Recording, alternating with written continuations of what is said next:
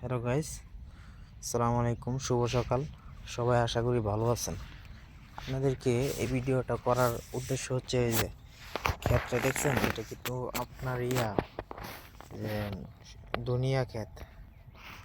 ক্ষেতে আবার এই যে চারাগুলা দেখতে পাচ্ছেন, দুনিয়ার পাশাপাশি আপনার ওই ভর্তা বলে ভর্তা, এগুলা কিন্তু লাগাই না, এগুলো হয় বুঝছেন, ভর্তার শাকগুলা যে দেখেন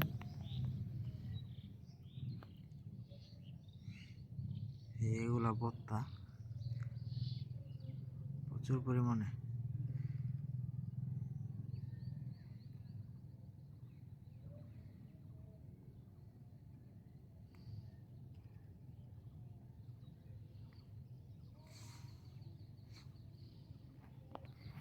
কি পরিমাণে ভর্তার শাক দেখতে পাচ্ছেন, ভর্তার শাক কি পরিমাণ।